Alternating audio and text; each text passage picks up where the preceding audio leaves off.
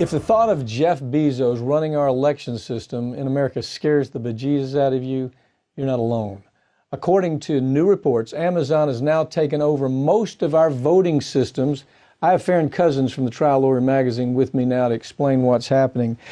Farron, you've been on this Amazon case for years, warning us about how dangerous this is when we have an entity where there are no antitrust laws that seem to be able to close them down.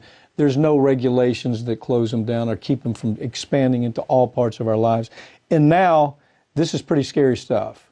Now they're messing with our right to vote. Tell me, lay the story out for me a little bit. Well, what's happening right now is apparently over the last couple years, and this has been done relatively quietly, Amazon Web Services, AWS they call it, they have absolutely taken over 40 different states' voting security, which means not only do they house the results on election night, they house the voting rolls, the voter registration information, everything in any given one of those 40 states that has to do with the voters, everything from the results to the registrations and anything in between. So Amazon itself, Jeff Bezos, CEO, is sitting there on all of our information, including the results of federal, national, state, and local elections. Let me remind you about a story that we did. It was on Capital One, where the system was hacked,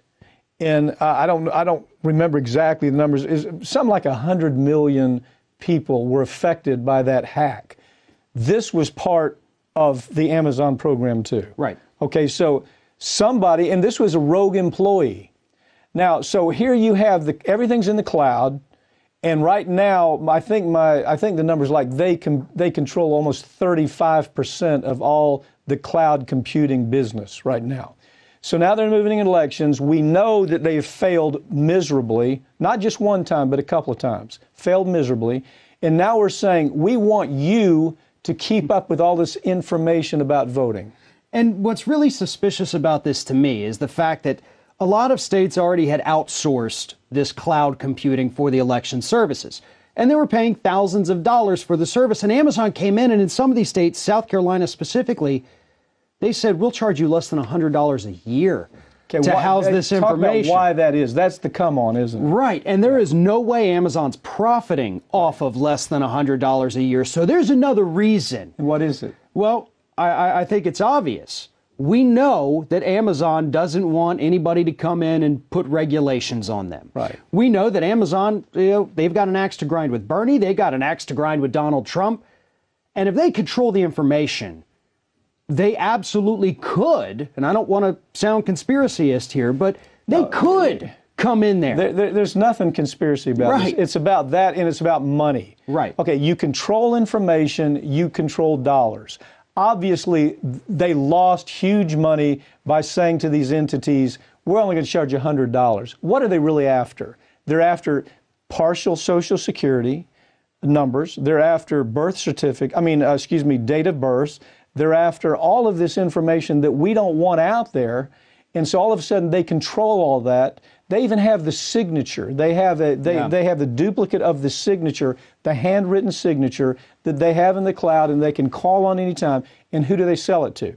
They sell it to people who are marketing to us. That's where the money comes in. Yeah. The other part of the story, I think you hit it right on the head.